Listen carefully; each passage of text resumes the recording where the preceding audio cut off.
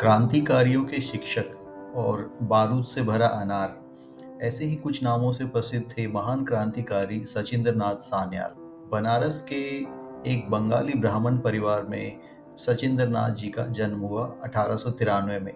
वो rarest of the rare क्रांतिकारी थे जिन्हें 2 बार काला पानी की सजा हुई। वो बचपन से ही देश को आजाद कराने के सपने देखते थे। उन्होंने 15 साल की आयु में ही अनुशीलन समिति, जो बंगाल में क्रांतिकारियों का एक संगठन था, उसकी ब्रांच बनारस में खोल दी। ये संगठन क्रांतिकारी तरीकों से लड़कर देश को आजाद करवाना चाहता था। ये केंद्र बाहर से तो लगता था कि कुश्ती का कोई अखाड़ा है, लेकिन यहाँ पर युवाओं को गुप्त तरीके से हथियार चलाना, बम बनाना इत्यादि सिखाया जाता था।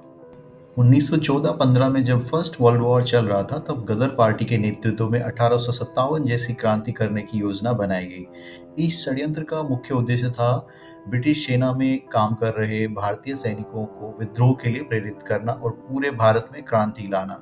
रासबिहारी बोस के साथ सचिंद्रनाथ सान्याल भी इस कार्य में गहराई से जुड़े हुए थे। हालांकि कुछ लोगों की गद्दारी से इस योजना की खबर ब्रिटिश सरकार तक पहुंच गई और गदर कॉन्स्पिरेसी में शामिल बहुत सारे क्रांतिकारियों को गिरफ्तार कर लिया गया। तभी रासबिहारी बोस जी उस समय जापान निकल गए और सचिंद्रनाथ जी को भी सजा देकर काला पानी भेज दिया गया, जहां वो 1920 तक रहे। जेल से रिहाई के बाद सचिंद्रनाथ जी फिर से आज़ादी के आंदोलन में सक्रिय हो गए। उन्होंने राम प्रसाद बिस्मिल और अन्य कई क्रांतिकारियों के साथ मिलकर हिंदुस्तान रिपब्लिक एसोसिएशन (HRA) का गठन किया। उसके वो पहले अध्यक्ष बने थे। उन्होंने ही HRA का मैनिफेस्टो लिखा था, जिसका टाइटल था द रिवॉल्यूशनरी। वो 1925 में HRA द्वारा किए गए काकोरी कांड के प्रमुख रणनीतिकार थे।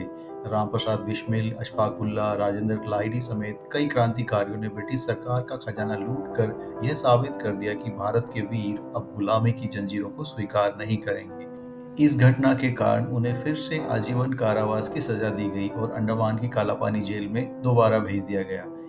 इस केस में उनके छोटे भाई भूपेंद्र नाथ को भी 7 वर्ष की जेल हुई थी। 1937 में कालापानी की जेल से बाहर आने के बाद आज़ादी के आंदोलन में फिर से सक्रिय हो गए। नेताजी सुभाष चंद्र बोस के साथ कई क्रांतिकारी गतिविधियों में शामिल रहे।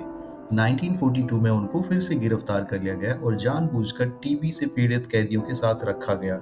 उनके खाने में भी केमिकल मिलाया जाता था, जिसके कारण वो बीमार हो गए और 7 फरवरी 1942 को गोरखपुर की जेल में उनकी मृत्यु हो गई। अपने 50 वर्ष के जीवन में लगभग 25 वर्ष, आधा जीवन जेल में बिताने वाले इस महान योद्धा की पुण्यतिथि पर विनम्र श्रद्धांजलि। जय हिंद।